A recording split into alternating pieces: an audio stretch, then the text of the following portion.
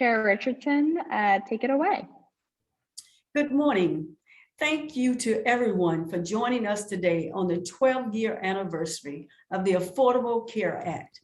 President Biden and Democrats are continuing to build on progress made by the Affordable Care Act to ensure that North Carolinians and all Americans are getting the health care they deserve and need. After reducing premiums by 40% through the American Rescue Plan last March, which, as a reminder, every Republican voted against, President Biden and Democrats are continuing to focus on reducing healthcare costs like the price of prescription drugs for North Carolinians. Despite the fact that North Carolina is one of the highest enrollment states in the Affordable Care Act in the country, these critical protections and programs could be under constant attack by Republican politicians. Republican Senator Ron Johnson confirmed that Republicans still want to repeal the Affordable Care Act. That would mean that more than 360,000 North Carolinians won't be eligible for free or low-cost coverage. North Carolinians with private insurance could see their premiums skyrocket. Women could be charged more for their insurance. Health insurance premium could massively spike, and over 670,000 North Carolinians would see their costs increase. Republicans have also united behind Florida Senator and National Republican Senatorial Committee Chair Rick Scott's plan to raise taxes on half of Americans and nearly 40% of North Carolinians. The choice could not be more clear. Republicans' health care and economic agenda is gutting the health care to North Carolinians that they count on, raising premiums and hiking taxes on half of the country. President Biden and Democrats are focused on the steps to be laid out in the State of the Union to lower costs for Americans, reducing healthcare costs like prescription drugs, as well as manufacturing more in America, breaking the supply chain bottleneck that are raising prices and promoting competition. In 2022, it's more important than ever that we elect Democrats up and down the ballot who will fight to protect the Affordable Care Act and provide North Carolinians quality, affordable health care. I'll now turn it over to Shakita Peacock. Good morning, and I'm glad to join North Carolina Democratic Party Chair Bobby Richardson, Susie Evans, and Donna Marie Woodson this morning to commemorate the 12th anniversary of the Affordable Care Act. I'm a family nurse practitioner in Cary, North Carolina. I fight to protect the Affordable Care Act as it's critical to my work. I started my practice in 1999. It's an office that I co-own. I've had the privilege of seeing patients that have been underserved and uninsured, making it a priority to fill that gap of coverage for people in the community. Before the Affordable Care Act was passed in 2010, many of my patients were self-pay. My practice would give them discounted rates so that they could have access to healthcare. And making sure that it was available to them. For some, having to wait was due to lack of access to care, and for some that was led to a delay in access to care in the connection to get them connected to diagnostic screening. And I have an example in regards to that. One of my patients that I've been seeing for many years as a self-pay patient who was previously insured until she was laid off from her employer, we worked really hard to get her access to care. We worked to get her connected with the Affordable Care Act once it was passed in 2010. Unfortunately, it was very difficult for her to sign up because she had some learning disabilities. Over a period of time, several years, unfortunately, she finally got signed up for the Affordable Care Act. And I would say that was probably at least a good 3 years of her being without care. We got her in for a physical, complete exam, to do a breast exam, get her for routine screenings for pap smears, colonoscopy, and mammogram. Unfortunately, she was diagnosed with breast cancer with that mammogram. She ended up having a bilateral mastectomy. If we would have had her on health insurance prior to that, during that period of time that she was unemployed, she would have maybe had a lumpectomy instead. So that certainly impacted her care. When the Affordable Care Act was signed into law by President Obama in 2010, it was a huge game changer for patients like her, for many of North Carolinians across the state and country.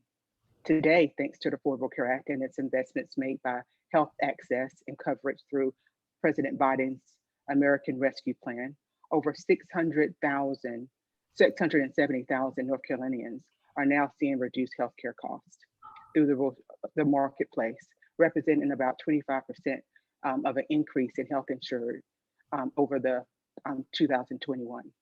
As a result of the rescue plan, North Carolinians are able to keep more money in their pockets, saving $67 a month, over $800 a year on average. That gives them ability to use that for groceries and childcare and other essentials. I'd be remiss not to mention that President Biden's plan and the American Rescue Plan has built progress and made that access to care through the Affordable Care Act available to North Carolinians to lower their healthcare costs. Republicans are running an agenda that can jeopardize that. And not only is that wrong, but it's costly for many of my patients and North Carolinians.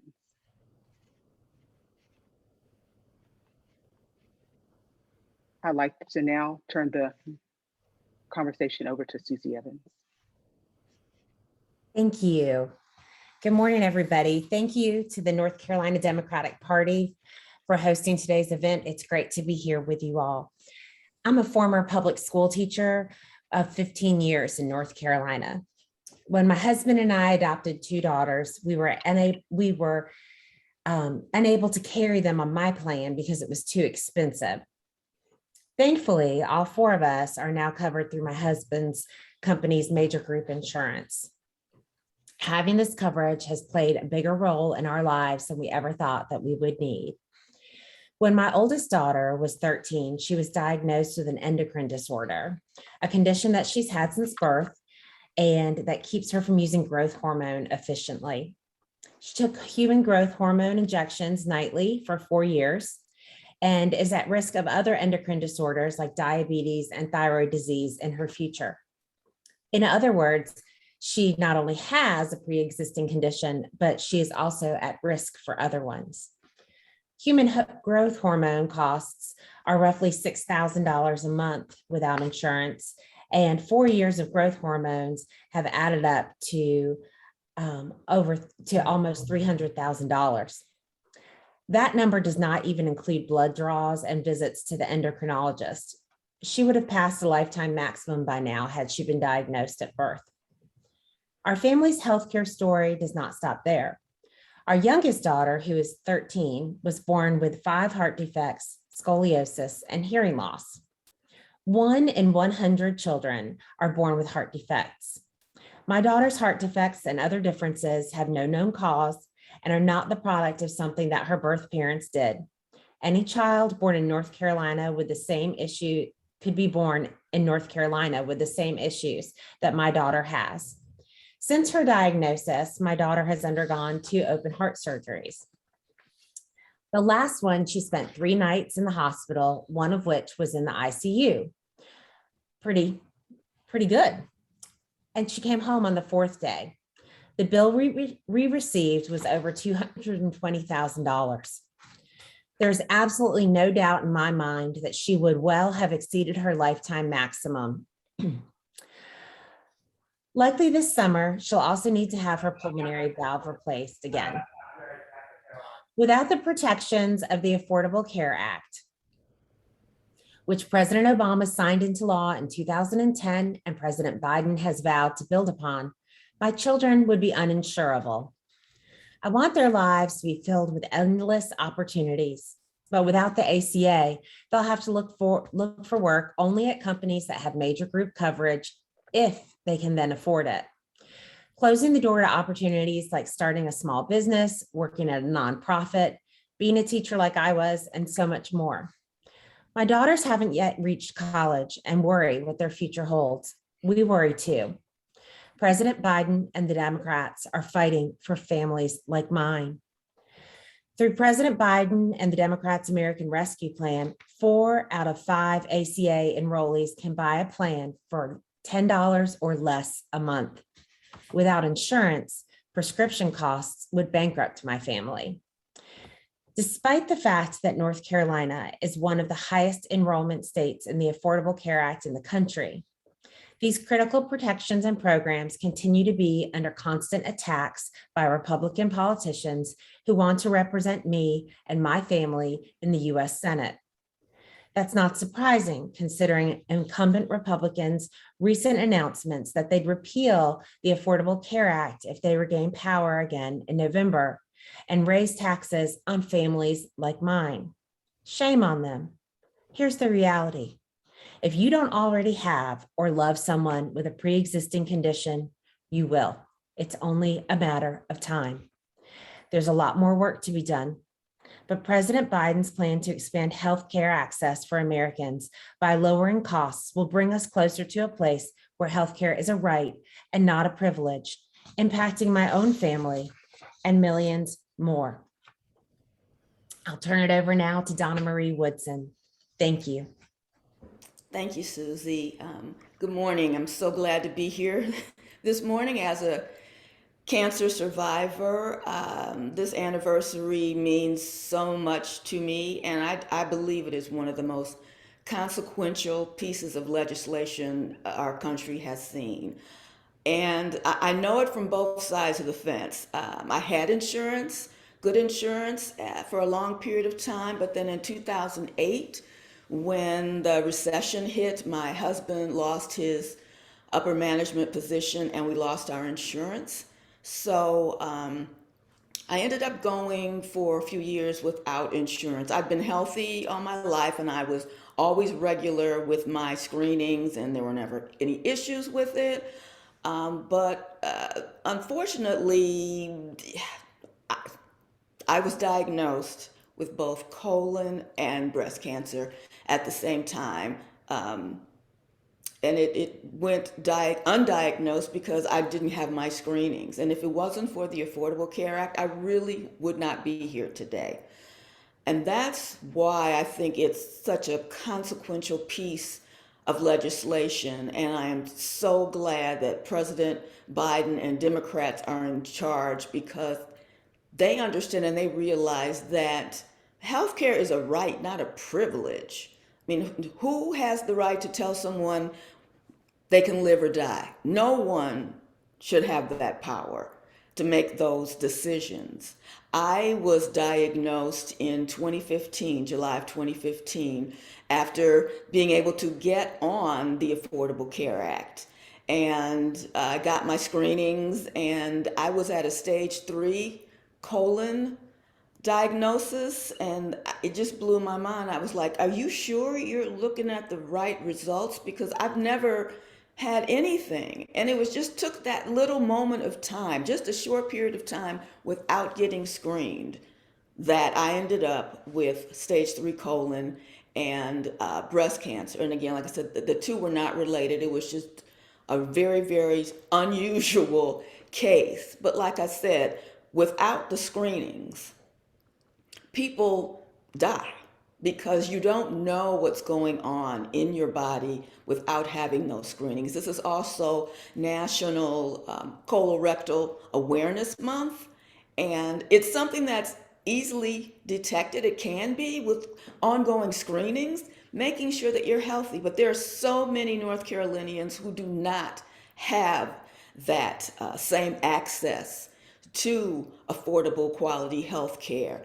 It really makes a huge difference. It turned my whole life around and really made me appreciate and understand that, yes, I took my health care for granted until I didn't have it. And the costs, as Susie was saying, were crazy. My chemotherapy was $8,000 per treatment, and that was twice a month for 6 months.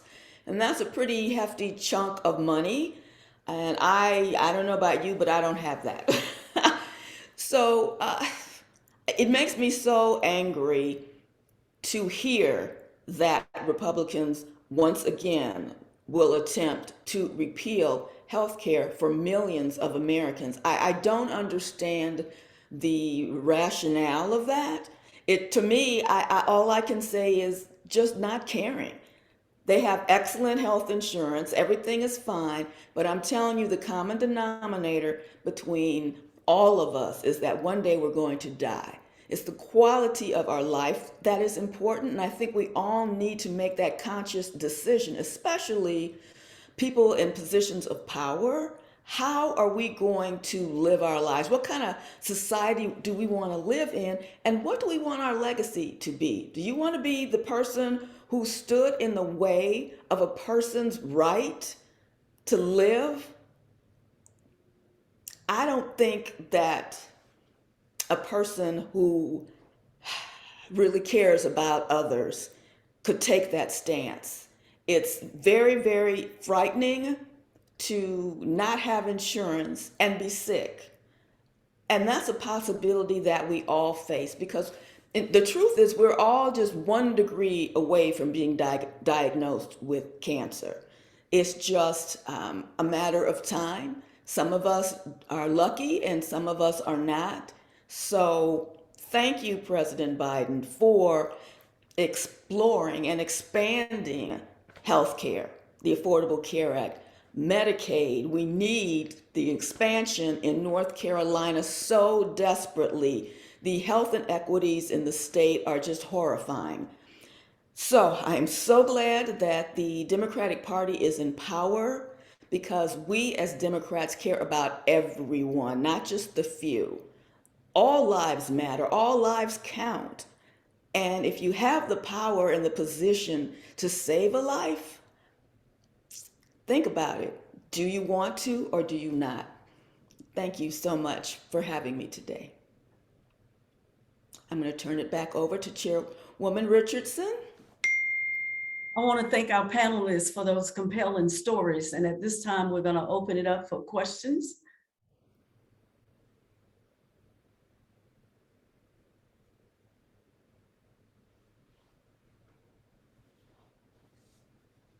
Is there anyone on that would like to ask a question regarding our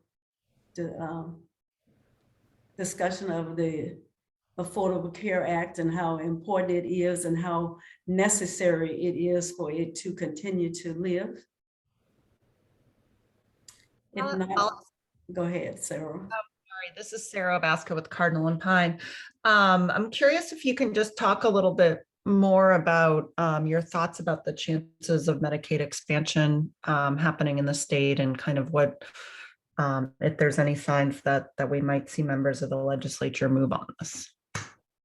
From what I know, the governor and the leaders of the General Assembly did come together, and a committee has been set aside to discuss whether or not we should expand Medicaid here in North Carolina. Hopefully that committee will come out with the right decision, because there are so many people who depend on the Affordable Care Act, and there are even more people who need to have access to health insurance and cannot, because it is so expensive. If they tried to buy their personal insurance, it would bankrupt them. And expanding Medicaid is needed to close the gap and reduce the amount of North Carolinians whose health remain unprotected and in danger. So we certainly hope that committee will be a committee of caring legislatures, and we will see a movement toward expansion very soon.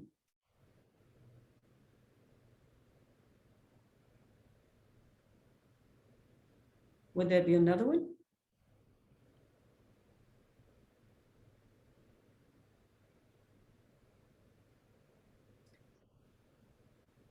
If not, I will turn it back over to Ellie. And at this point, Thanks so much to everyone for joining us today. If you have any follow-up questions, please feel free to contact me, and take care. Thanks so much. thank you. Thank you, everyone, for your appearance here this morning. Thank you for having us. Yes.